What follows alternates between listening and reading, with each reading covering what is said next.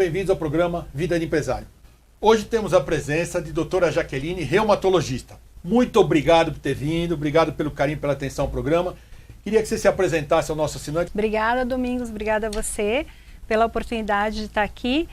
Como o Domingos já falou, eu sou reumatologista, mais de 15 anos de experiência.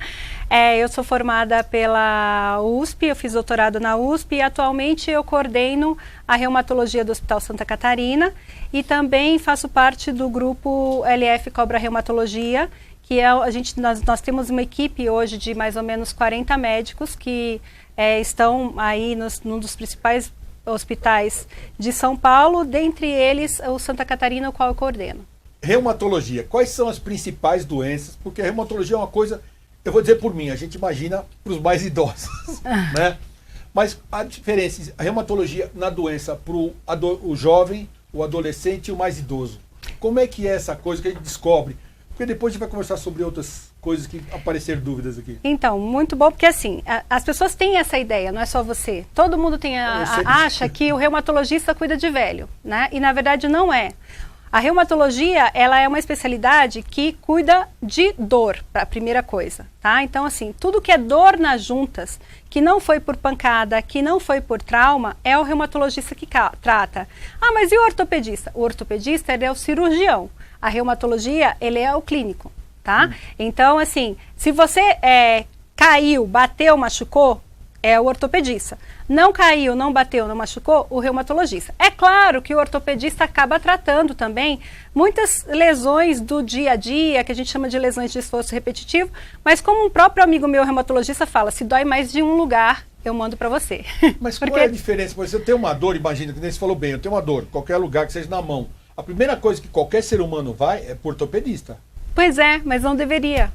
Agora, por quê? Explica. Porque essa é a minha dúvida. Por quê? Então, aí o reumatologista, ele é o clínico do músculo e do osso, né? Então, assim, por que o reumatologista ficou muito conhecido como doença do sangue? Na verdade, porque existem as colagenoses, porque nessas estruturas... Colagenose, vamos explicar, porque inclusive eu sou... Então, essas estruturas, elas têm muito colágeno. Tá? Então, o colágeno é o preponderante tanto do osso quanto do músculo. E aí, existem doenças autoimunes. O que é autoimune? Que o seu organismo, ele de alguma forma, ele age contra você mesmo. Então, a imunidade do seu organismo, ao invés de combater bactéria, em vez de combater vírus, vai combater o seu próprio organismo. O Covid não, porque assim, o Covid na verdade, pessoas que não têm, o Covid ele desencadeia uma reação imune exacerbada. O que acontece? A pessoa entra em contato com o coronavírus e aí o seu organismo vai tentar combater a infecção, tá? Só que assim, em algumas pessoas, que a gente ainda não sabe exatamente por quê, tá? Essa reação para combater o coronavírus, ela é muito exacerbada. O seu organismo, as suas células de defesa começam a combater alguma estrutura do seu corpo. Então nós temos, por exemplo, a artrite reumatoide, começa a combater as articulações das mãos e dos pés. Essa é uma pergunta que eu quero fazer para você depois. A espondiloartrite, né, que ela começa a combater, espôndilo é de coluna, então é uma doença que acomete principalmente a coluna, tá? O lúpus, aí o que é uma colagenose? Colagenose é porque ela altera o colágeno, tá? O lúpus é a doença mais clássica da colagenose, porque ela acomete desde o fio do cabelo à ponta do dedo do pé. Tá? Então, muitos órgãos ela pode acometer. E aí, para o lúpus, para o diagnóstico de lúpus, a gente tem alguns exames de sangue que nos auxiliam no diagnóstico. Por conta disso, ficou aquela... E como o lúpus é a doença que mais acomete todo o corpo, ficou naquela coisa que é uma doença grave. E aí, tanto que os pacientes às vezes vão no meu consultório e falam assim, mas doutor, isso não é o reumatismo no sangue, né? Entendi. Tá? Então é isso, o reumatologista é o clínico do músculo e do osso. Qualquer dor que não foi por trauma, não foi por pancada, procure um reumatologista. Maravilha. Segunda pergunta. Dor nas costas. Eu pesquisei, o Dr. Google, com todo mundo, vocês devem odiar, a gente conversou bastante. Dor nas costas. A gente sabe que essa dor nas costas, às vezes as pessoas confundem. Como você mesmo já falou, a gente já conversou uma vez, você falou toma um analgésico e acha que está tudo bem. O que pode causar essa dor nas costas e aonde pode levar? Porque você deixou uma coisa clara. Desde que eu me conheço como gente, para mim, qualquer dor era ortopedista. Depois que eu conheci, vi que a coisa não funciona bem assim. E depois, primeiro a dor nas costas, depois eu queria falar sobre essa doença, que isso muita gente me perguntou, inclusive eu já falei, é da doença da mão das pessoas que ficam com o dedo assim, se isso é hereditário ou não. Porque eu vou dizer pelo meu caso, minha avó teve, meus tios tiveram, minha mãe teve, então se isso é hereditário ou não. Primeiro a dor nas costas, para depois a gente entrar por esse. Tá, muito bom. Dor nas costas, é assim. A dor nas costas ela é muito comum, tá? Eles falam que cerca de 90% das pessoas vão ter pelo menos um episódio de dor nas costas na vida, tá? O que é importante na dor das costas é a gente definir qual o tipo de dor nas costas. A gente, classicamente, para ser mais fácil, a gente divide a dor em dois tipos. Ou ela é de caráter mecânico, ou ela é de caráter inflamatório. O que é uma dor de caráter mecânico? A dor de caráter mecânico é aquela dor no final do dia. Ou seja, você trabalhou, fez tudo de maneira incorreta, da postura incorreta, então, tipo, se não sentou se apoiando, não ficou muito tempo em pé, ou sem alongamentos, enfim. Aquela dor no final do dia e que o repouso alivia. Então, poxa, cheguei em casa, deitei na cama, passou a minha dor. Essa é uma dor de caráter mecânico. É uma dor por conta da musculatura. A musculatura ficou trabalhando sem apoio, então você tem a dor, tá? Então, esse tipo de dor, ele melhora com alongamento, melhora com correções da postura e tudo mais, tá? Aí existe a dor de caráter inflamatório, ou seja, é aquela dor que você acorda de manhã com ela. Essa dor não deveria existir, tá? Porque o seu organismo estava em repouso, seus músculos não estão trabalhando, né? E aí, geralmente, ela é uma dor que a gente chama de insidiosa. O que é uma insidiosa? Cada vez ela incomoda um pouco mais. No começo você tem um certo incômodo, você acha que foi o colchão, meu colchão tá velho, vou trocar o colchão. Aí troca o colchão, né? Aí a dor continua, aquele incômodo de manhã, mas assim, é um incômodo que é 15, 30 minutos, às vezes 1 hora, e aí começa, e aí ele fala assim, eu vou tomar o analgésico.